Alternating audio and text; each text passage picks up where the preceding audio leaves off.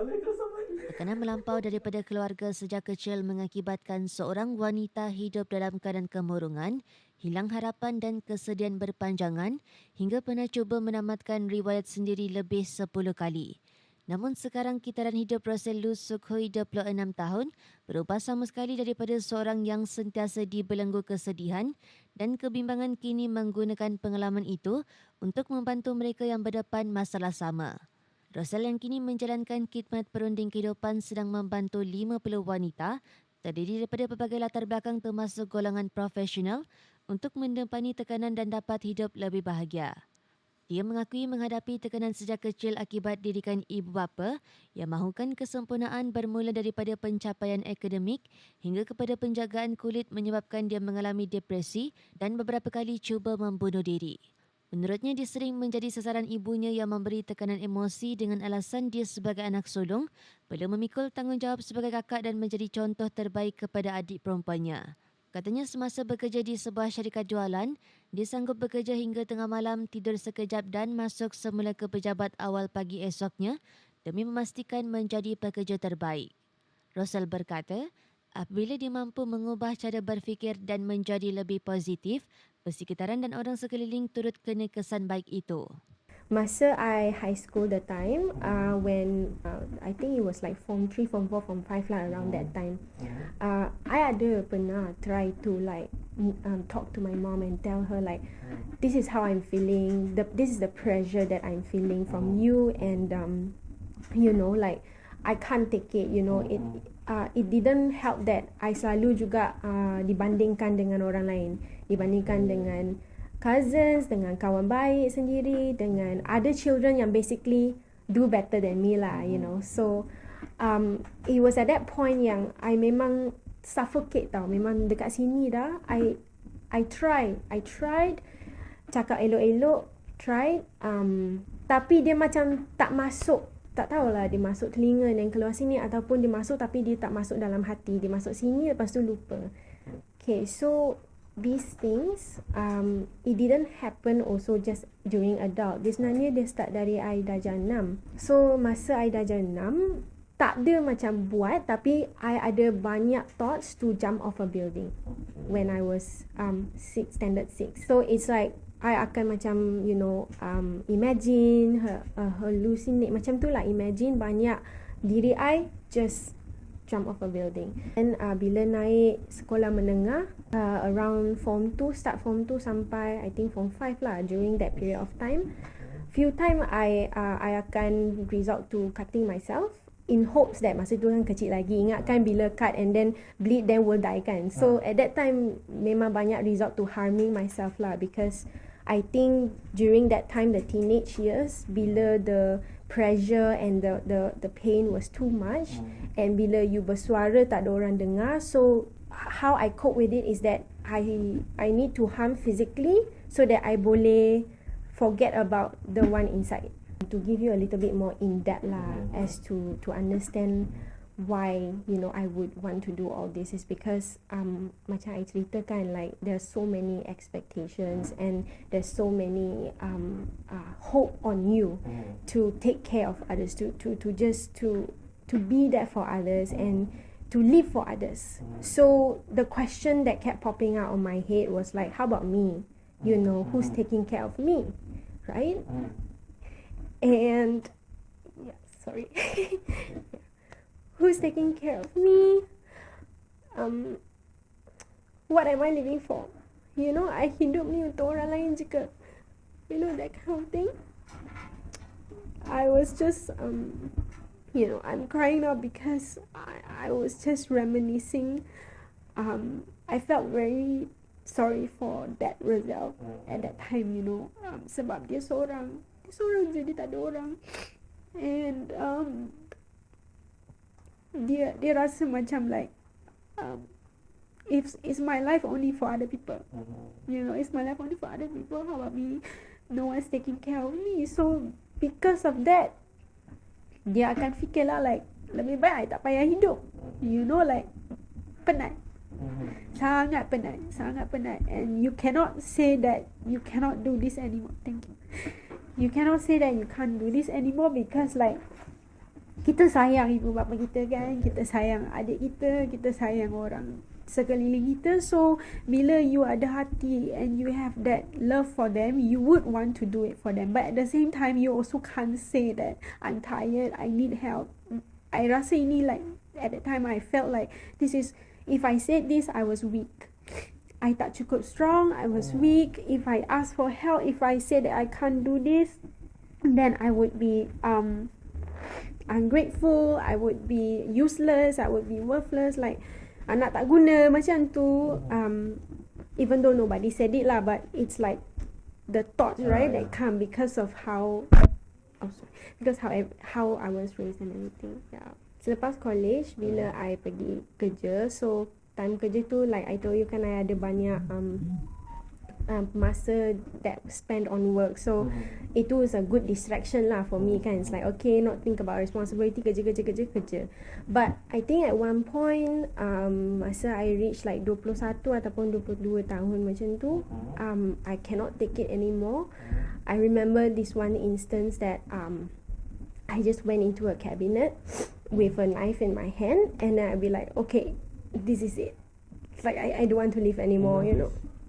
No, like here on my hand, and I'm in the cabinet, and then I, just holding that knife, and then I'm like, I kept crying lah. I'm like, okay, I can't do this anymore. I can't, and I just remember it kept on crying, and dia punya cry tu beza daripada the few instances that when I tried before tau. Dia ni macam like I'm pushing something out, I felt like when I reflected at that time, then at one point I stopped crying, and I felt like my body tak ada tenaga, dia fatigue, like too fatigue, and then I couldn't feel my hands, dia macam numb tau. So what I did was I came out of the cabinet, I went to the bed and I laid down, but I haven't let go of the knife yet. It was still there, but I was just lying on the bed, and I was just staring at the ceiling. For quite a while, and then this was a turning point, because during the time when I was just staring at the ceiling, I suddenly felt this warmth, this warmth that was like, like macam ada orang peluk, I want to believe, I think that was God. I do. I think he, at that point of time yang memang I rasa I dah tak ada hope at all, and he saved me at that point, because it was as simple as macam rasa dipeluk je, after a long time of, holding on and doing everything by myself, and then at that time bila macam dipeluk tu rasa macam it's okay, you don't have to do this alone, like don't give up on yourself, like that those thoughts starts to come lah, like try again, cuba lagi sekali, but this time jangan cuba macam apa you cuba dulu, because apa I cuba dulu is I just continue je to like hustle, and try to make everything work. Tapi this time the thought that came was like, cuba seek help. After that day, that was the first instant that helped me turn around, and that led me to do the inner healing, get myself helped, and get myself go through lah the healing journey kan. And that led me to the second turning point, which is throughout the process kan of that healing journey, banyak juga benda berlaku, challenges did not stop. Second turning point of my life was when I discovered my purpose. I can still remember that feeling bila I discovered that purpose. It's like a whole shift inside of me. It was feelings of relief, excitement, joy, something that I've never felt before for 20 over years. It's like I ada sebab untuk hidup. To put it to simple terms, kenapa Tuhan ciptakan I, that's the reason. Macam tu. Bila I discover my purpose, and that's where I realise, okay, this feeling, I want others to feel the same too. I want people to know that there's hope, yes, and there's a purpose for you here on earth, that you don't have to take your life, because you are precious. You know, you are precious, you are important, you are so much more than you give yourself credit for, then you are so much more than what people say about you, what society deems you to be. You are so much more than that, because you have this unique purpose in you. You know, there's a sebab that you are here. Funny story is that because of how I was raised, I didn't know how to communicate exactly to them what I'm feeling, what I'm going through. Jadi when I went through the healing journey at that time, I think there was a year like that I didn't talk to them at all, like especially my mom. My dad kadang-kadang I akan update dia, sebab I nak dia tahu yang anak dia hidup lagi, you know kan, supaya dia tak worry kan. Jadi after that 1 year of not speaking, something changed with my mom. It's like she wasn't as intense as before anymore, and I see it as like a blessing, an opportunity lah, that like, okay, when the moment I took some time to do something for myself, which is to change, which is to heal, which is to work on myself, the people around me also will feel that. The people around me will also see that change, you know. And it doesn't start from them, it starts from me.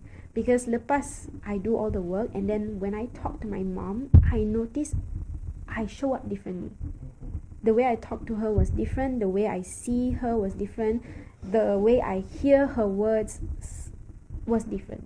The way I process what she say also different. Jadi it helped me to respond better, it helped me to trigger tu ada je trigger, tapi it helped me to respond better. Along the way until now, our relationship actually become much better.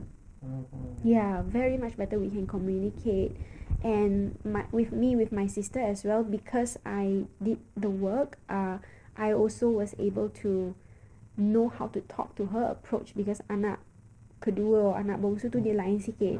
You kena tahu cara untuk cakap dengan dia orang kan. So when I did that, she opened up.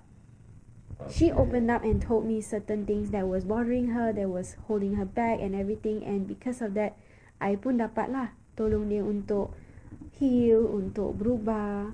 And I'm just very happy lah to see that change.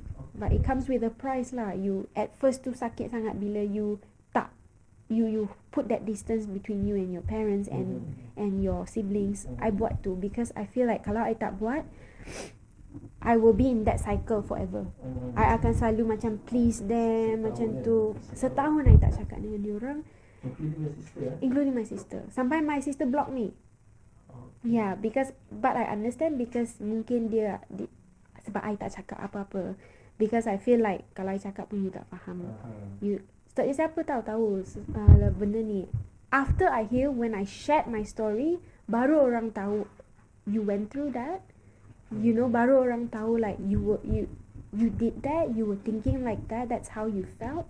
So kalau orang lain pun rasa macam tu, my family lagi lah, dia orang tak tahu kan. Yeah.